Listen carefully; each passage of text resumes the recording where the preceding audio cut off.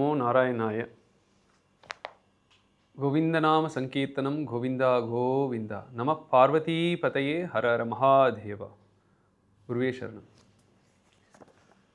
திருப்பாவை பாசுரம் 13வது பாசுரம். புல்லின் வாக்கீண்டானை பொல்லாரக்கனை கிள்ளி களைந்தானை கீர்த்திமை பாடி போய் பிள்ளைகள் எல்லாரும் பாவை கலம்புக்கார் வெள்ளி எழுந்து வியாழம் உறங்கிற்று புல்லும் சிலம்பின கான் போதரி கண்ணினாய் குள்ள குளீர குடைந்து நீராடாதே பள்ளி கிடத்தியோ பாவாய் நீ நன்னாளால் கள்ளம் தவிர்ந்து கலந்தேலோரெம்பாவாய் கள்ளம் தவிர்ந்து கலந்தேலோரெம்பாவாய்.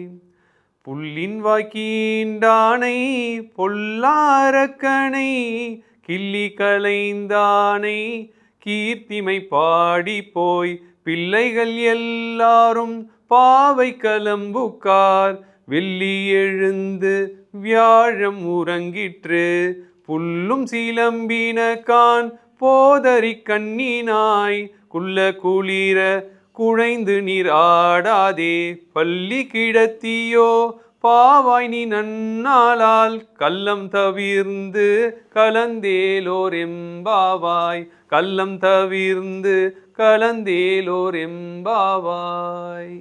இந்த பாசுரத்தில் ஆண்டாள் அந்த தன்னுடைய தோழியை எழுப்புறாங்க. ஆனால் இதற்கு முன்னாடி நம்ம என்ன பார்த்தோம், அவங்க எல்லாரையும் இந்த நோன்பு நம்ம இருக்கலாம், இந்த நோன்பு இருக்கிறது எப்படி எல்லாம் சொல்லி, அப்புறம் அதுக்கு முன்னாடியே என் நண்பர்கள் எல்லோரும் சேர்ந்து முடிவு பண்ணுறாங்க. என்ன முடிவு பண்ணுறாங்க, இந்த நாம் பரமபதம், நம்ம இறைவன் அடையிறது தான் நம்ம லட்சியம், அது ராத்திரி, அதனால் எல்லாரும் சேர்ந்து பேசுகிறாங்க. இந்த மாதிரி நம்ம காலையில் சீக்கிரம் இருந்துடும், குளிக்கிறோம், எல்லாரும் போய் நம்ம இறைவனை போய் பாட போகிறோம் அப்படின்லாம் முடிவு பண்ணுறாங்க.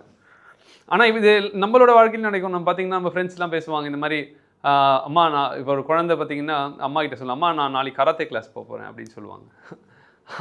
நான் அப்படின்வாங்க. அப்புறம் காலையில் எழுக்கும் போது அவங்க அம்மாவுக்கு தான் ரொம்ப கஷ்டமாக இருக்கும்.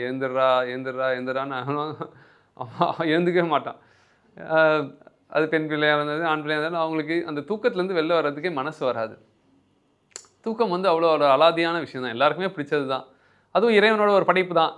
ஆனாலுமே முக்கியமான ஒரு காரியம் இருக்குல்ல, வாழ்க்கையில் எது முக்கியமான காரியமோ அதை நாம் பண்ணி தானே ஆகணும். அதாவது நாம் இந்த வாழ்க்கையில் மனித பிறவி கொடுக்கப்பட்டிருக்குன்னா அதை அதோடைய சிறப்பு என்ன, அதோடைய முக்கியத்துவம் என்னவோ அதை நாம் அதை முழுமையாக பயன்படுத்தினா தானே அது அழகு. அதை நம்ம அதற்கு நமக்கு நாய் பிறவியோ இல்லை பன்னி பிறவியோ இல்லை பூனை பிறவியோ கொடுத்துருக்கலாமே, தூங்கிக்கிட்டே இருக்கிறதுக்கு. இப்போ நாய்கள்லாம் பார்த்திங்கன்னா ராத்திரி ஃபுல்லாக விளையாடிட்டு பகலில் தூங்கிட்டு இருக்குங்க. ஆனால் மனித சரீரம்ன்றது ஒரு சிறப்பான சரீரம். அதோடைய சிறப்பை அது வெளிப்படுத்தணும், அதை உணரணும், அதை வெளிப்படுத்தணும். அப்போ என்ன ஆகுதுன்னா, அப்போ ஆண்டாள் ஆண்டாளுடைய தோழிகளுக்கும் தெரியும் கிருஷ்ணர் எப்படிப்பட்டவர், அதாவது இறைவனை அடைய வேண்டும்ன்றது தெரியும், இறைவன் எப்படிப்பட்டவன், பல அரக்கங்களை கொண்டு இருக்கான்றதும் தெரியும். அதுவும் இல்லாமல் நாடு செழிப்பாக இருக்கணும், நாடில் அதர்மம் ஓங்கிடக்கூடாதுன்றதையும் எல்லாருக்கும் தெரியும். எல்லாருக்குமே எல்லா விஷயமும் தெரியும். ஆனாலும் தெரிந்தாலும் இறைவனின் மாயைன்றது அதிலிருந்து கடந்து இறைவனை அடைகிறது. இறைவனையே தாங்க படைத்து அந்த மாயையும் படைத்திருக்கிறான். தூக்கம்ன்ற மாயையும் அவன்தான் படைக்கிறான், அழகுன்ற மாயையும் அவன்தான் படைக்கிறான், போகங்கள்ன்ற அவன்தான் விஷத்தையும் படைத்திருக்கிறான், அவன்தான் ரசத்தையும் படைத்திருக்கிறான், அழகான ரசங்களையும் படைத்திருக்கிறான். இப்போ பாயசம் சொல்கிறோம், பாயசம்னு சொல்கிறோம், ரெண்டுமே இருக்குது. இன்பம் சொல்கிறோம், துன்பம் சொல்கிறோம், அழகுன்னு சொல்கிறோம், அகோரம் சொல்கிறோம். எல்லாமே இறைவன் தான் ரெண்டுத்தையுமே படைத்திருக்கிறான். எல்லாத்துலேயுமே அந்த படைத்திருக்கிறான். ஆனால் இதில் நாம் அதில் விருப்பு வெறுப்புலையோ, அதில் நாம் அதில் பற்று வச்சு நம்ம மாட்டிக்கிறதுலையோ, அது எல்லாத்துலேயும் இருந்து நாம் தப்பித்து அதிலிருந்து இறைவன்கிட்டருந்து வந்திருக்கோம். இறைவன் படைத்த மாயிலிருந்து மாட்டிக்காமல் இறைவன்கிட்ட போய் சேர்றது தான் ஒரு அழகான விஷயம். இதில் தான் என்ன ஆயிடுதுன்னா, ஆசைகள்ன்ற ஒரு விஷயமும் நம்மளுடைய தவறான புரிதல்னாலையும் மனிதன் என்ன பண்ணுறான்னா, அவனுடைய அறியாமை, அகந்தை, ஆசை, இதனால் அவன் பிணைக்கப்பட்டு இந்த உலக வாழ்க்கையிலேயே சுழன்று கொண்டிருக்கிறான். அதுதான் இறைவன் நம்ம இறைவன் பல அரக்கன்களை அழித்திருக்கிறான். அதனால் வந்து நம்ம வந்து இந்த மனித பிறவிக்குள்ளேயே இருக்கிறதுன்றது வந்து இதே நம்மளுக்கு இது கிடையாது. நான் முன்னாடியே நிறைய பார்த்தோம், திருக்குறள்லாம் பார்த்தோம். நாச்சற்று விக்குள் மேல் வாராமுன் நற்செயல் வந்து சீக்கிரமாக செய்யணும். சீக்கிரமாக உயிரை விட்டு இந்த உயிர் எவ்வளோ நாள் இருக்கும்னு தெரியாது, இது உடனே போயிடும். இன்று இருக்கிற மாதிரி நாளைக்கு ஒரு ஆள் இல்லை. இந்த மாதிரிலாம் நம்ம வந்து நிலையாமைன்ற அதிகாரத்தில் பார்த்தோம். எப்போ வந்து ஒரு ஆள் இருந்துகிட்டு இருக்கால் திடீர்னு இல்லாமல் போயிடுவான். இருக்கிறதுக்குள்ளே நிறைய நல்ல காரியங்களை பண்ணணும். இந்த மாதிரிலாம் வள்ளுவர் சொல்கிறார். அப்போ விஷயம் என்னென்னா, வீழ்நாள் படாமை நன்றாற்றின் அஃதொருவன் வாழ்நாள் வழியடைக்கும் கல்னு சொல்கிறார். அப்போ ரொம்பவும் மனிதன் வந்து கொடுக்கப்பட்டிருக்க நேரத்தையும் அவனுக்கு கொடுக்கப்பட்டிருக்க வாய்ப்பை ரொம்ப கவனமாக பயன்படுத்த வேண்டியது இதுவாக இருக்குது. அப்போ இளம் பருவத்திலேயே அதை பண்ணணுன்றதை வந்து அதை ஊக்குவிக்கிறாங்க ஆண்டாளிங்க. அதை வந்து தான் முன்னிருந்து நடத்தி காட்டுறாங்க. தோழிகள்லாம் எல்லாருக்கும் தெரியும், நான் இறைவனாக தான் அடையணும், இறைவன் வந்து நாம் வந்து இதை வந்து உணரணும்ன்றது தெரியுது. ஆனாலும் அவங்களால தூக்கத்தை எடுக்க முடியல, அந்த மாயையிலேருந்து வெளில வர முடியல. அப்போ அது என்னென்னா, மாயை வந்து சில பேருக்கு கேட்டிங்கன்னா சொல்லுவாங்க, நான் குடியை நிறுத்தணும்னு தாங்க பார்க்குறேன், ஆனால் நிறுத்தவே முடியலங்க. அது வந்து நம்மளை வந்து நண்பர்கள் இதெல்லாம் போய் நம்மளால் இது பண்ண முடியல, என்ன பண்ணாலுமே அது கடுமையாயிடுறாங்க. எல்லா விஷயத்துலையுமே வந்து மனிதனை வந்து நாம் தாங்க அதில் வந்து போராடி ஜெயிக்கணுங்க. வந்து போர் குணம்னு சொல்லுவார். போர் குணம் வந்து இப்போ ஆண்டாள் பாருங்கள், தோழி வரலனாலும் பனியில் வெளில நனைஞ்சிக்கிட்டு நின்று கூப்பிட்டுட்டு போகிறா. அவன் தோழி சொல்கிறா, பனி எல்லாரும் வந்துட்டாங்களா, உள்ளே படுத்துக்கிட்டே கேட்குறா. எல்லாரும் வந்துட்டாங்களா அப்படின்னு கேட்குறா. நீ முதல்ல வெளில வா, எல்லாரும் வந்துட்டாங்களான்னு நான் சொல்கிறேன் அப்படின்னு சொல்கிறான் ஆண்டா. இது எல்லாருமே நம்மளே பண்ணுவோம் பார்த்தீங்களா. அம்மா வந்து எழுப்பாங்க பையனை, அம்மா இன்னும் ஒரு 5 நிமிஷமா, இன்னும் ஒரு 10 நிமிஷமா அப்படின்னு சொல்லி அன்றைக்கி ஃபுல்லாக கிளாஸே கட் ஆகிடும். அன்றைக்கி ஃபுல்லாக அடுத்த நாள் தான் போவான் கிளாஸ், இல்லை ஸ்கூலுக்கே போக மாட்டான் பாதி நாள். அந்த மாதிரி அந்த மாதிரி அவனை எழுப்புறதுக்குள்ளே அவங்களுக்கு வந்து இந்த யசோதை கிருஷ்ணர்கிட்ட மாதிரி இருக்கும். ஆனால் கிருஷ்ணர் அந்த மாதிரிலாம் இல்லை, ரொம்ப சுட்டியாக இருந்தார், அது வேறு விஷயம். ரொம்ப சுறுசுறுப்பாக இருப்பார், அவர் பயங்கர பலசாலியாக இருந்தார், நல்ல உடற்பயிற்சிலாம் பண்ணவர் அவர். நாம் என்ன பண்ணணும்னா, நமக்கு நல்ல பழக்கங்கள் இயல்பாக வர்றதில்லை. அதனால் நம்ம என்ன பண்ணணும்னா, நாம் இயல்பாக அவங்கக்கிட்ட இருக்கவங்களை நாம் பிடித்து கொள்ளணும். அதனால தான் வள்ளுவர் வந்து தனக்கு ஓமை இல்லாதான் இறைவன் சொல்கிறார். அவரை நாம் பிடித்து கொண்டால் அவர்கிட்ட இருக்கிற கோளில் பொறியில் குணம் இலவே அப்படின்றார். அந்த மாதிரி அவர்களை இறைவனை நாம் பற்றி கொள்வது மிக மிக அவசியம். எதனாலனா, அவர்கிட்ட வந்து நாம் வந்து நமக்கு இயல்பாகவே நற்குணங்கள் இல்லை.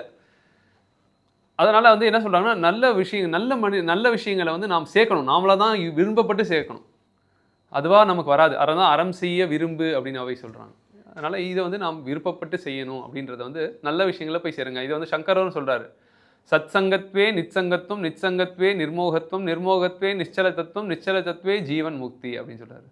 நல்லவர்கள் நினைப்புனால தான் சத் சங்கத்வே, அதனால தான் நீ வந்து கெட்ட விஷயங்கள்லேருந்து நீ விலகுவ. கெட்ட விஷயங்கள்லேருந்து விலகுறதுனால என்ன ஆகும்னா, சத் சங்கத்வே நிச்சங்கத்துவம், நிச்சங்கத்வே நிர்மோகத்துவம், உங்ககிட்ட இருக்கக்கூடிய கெட்ட ஆசைகள்லாம் போயிடுது. நிர்மோகத்வே நிச்சல தத்துவம், எது நிஜமான சத்தியமான அறிவோ அது உனக்கு கிடைக்குது.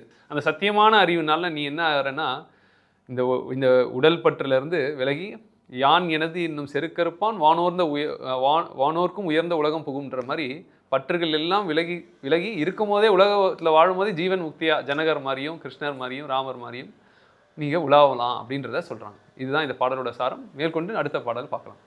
நன்றி, வணக்கம். திருப்பாவை பாசுரம் 14வது. உங்கள் புழக்கடை தோட்டத்து வாவியுள், உங்கள் புழக்கடை தோட்டத்து வாவியுள், செங்கழ நீர்வாய் நெகிழ்ந்து ஆம்பல் வாய் கூம்பினகான், செங்கழு நீர்வாய் நெகிழ்ந்து ஆம்பல் வாய் கூம்பினகான், செங்கல் பொடி கூரை வெண்பல் தவத்தவர், செங்கல் பொடி கூரை வெண்பல் தவத்தவர், தங்கள் திருக்கோயில் சங்கிடுவான் போதந்தார், தங்கள் திருக்கோயில் சங்கிடுவான் போதந்தார், எங்களை முன்னம் எழுப்புவான் வாய் பேசும், எங்களை முன்னம் எழுப்புவான் வாய் பேசும், நங்காய் எழுந்தீராய் நாணாதாய் நாவுடையாய், நங்காய் எழுந்தீராய் நாணாதாய் நாவுடையாய்,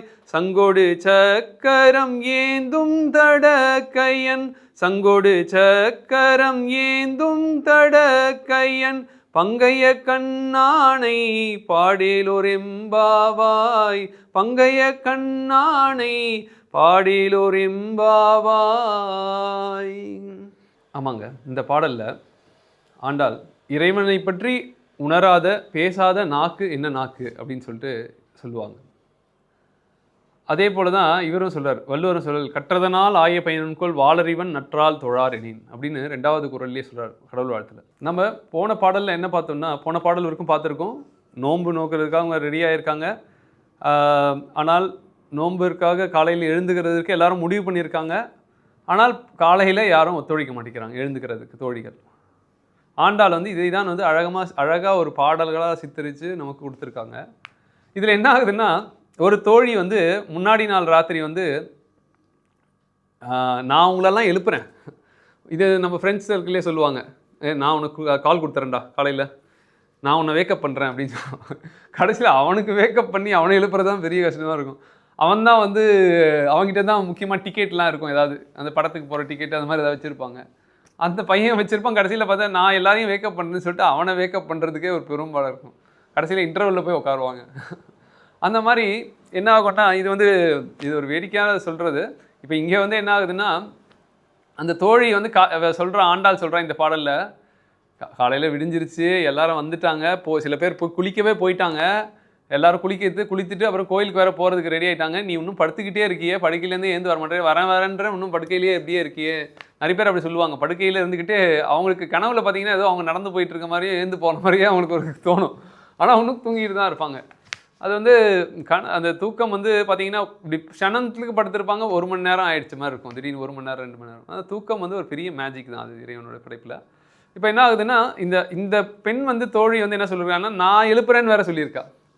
அதனால் வந்து அப்போ இங்கே அந்த ஆண்டாள் சொல்கிறா, இந்த மாதிரி வந்து நீ என்னமோ சொன்னியே ராத்திரியே சொன்னதுக்கும் நீ இப்போ நடந்துக்கிறதுக்கும் சம்மந்தமே இல்லாமல் இருக்கே அப்படின்றத சொல்கிற. வள்ளுவரும் ஒரு இடத்துல சொல்கிறார், கல் உண்ணாமைன்னு ஒரு அதிகாரத்தில் சொல்கிறார். இந்த கல் குடிக்கிறாங்க பார்த்தீங்களா, அதை சாராயம் குடிக்கிறவனுடைய பேச்சை வந்து நம்பக்கூடாது அப்படின்றத வந்து சொல்கிறாங்க. அதே மாதிரி தான் இங்கே தூக்கத்தில் இருக்கிறவன் வந்து என்ன ஆகுதுன்னா, இந்த வந்து ஏன் சொல்கிறாங்கன்னா, அவன் வந்து என்ன பண்ணுவானா, ராத்திரி ஒன்று பேசுவானா, காலையில் ஒன்று பேசுவானா, குடித்த போது ஒரு மாதிரி பேசுவான், அவன் ரொம்ப நியாயமாக இருப்பான், நேர்மையாக பேசுகிற மாதிரி பேசுவான், எல்லாமே கரெக்டாக இருக்கும் அவங்ககிட்ட. இவன் சாதாரண ஆள் கூட அப்படி இருக்க மாட்டான், அவ்வளோ ரொம்ப அன்பாக இருப்பான், எல்லாமே இருப்பான். அடுத்த நாள் காலையில் பார்த்தீங்கன்னா, நானா அதெல்லாம் சொன்னேன்னு சொல்லுவான். அதே மாதிரி தான் இப்போ என்ன பண்ணுறான்னா, இந்த தூக்கமும் நம்மக்கிட்ட அதே மாதிரி தான். தூக்கமும் நம்ம அதுக்கு வந்து அதனால தான் கிருஷ்ணர் வந்து என்ன சொல்கிறாருன்னா, யாருக்கு யோகம் வந்து ஒத்து வரும்னா, யார் வந்து அளவாக தூக்கத்தை வந்து அதிகமாகவும் இல்லாமல் குறைவாகவும் இல்லாமல், அதிகமாகவும் சாப்பிடாமல் குறைவாகவும் சாப்பிடாமல், அதிகமாக உடலை வருத்திக்காமல் குறைவாகவும் வேலை செய்யாமல் இல்லாமல், அதாவது சோம்பேறித்தனமாகவும் இல்லாமல், ரொம்ப அதை அதிகமாக வந்து ஹார்ட் ஒர்க் பண்ணுறேன்னு சொல்கிற பேரில் அதை போய் ரொம்பவும் தேய்த்து அதை அழிக்கிற மாதிரி பண்ணாமல், யார் நடுநிலையில் இருக்காங்களோ அவனுக்கு தான் யோகம் வந்து சித்திக்கும்ன்றத சொல்கிறார். இப்போ வந்து ஆண்டாள் வந்து இதை தான் இங்கே வந்து முன்வைக்கிறாங்க. அதாவது என்னென்னா, நீ வந்து உனக்கு முதல்ல வந்து நாம் வந்து இதை நம்ம எடுத்துருக்கக்கூடிய லட்சியத்துக்கு ஏற்ற மாதிரி நடந்துக்கோ அப்படின்றத வந்து ரொம்ப வலியுறுத்துகிறாங்க. இதுதான் நம்ம இந்த பாடல்லேருந்து நம்ம தெரிஞ்சுக்கிறது. நன்றி, வணக்கம்.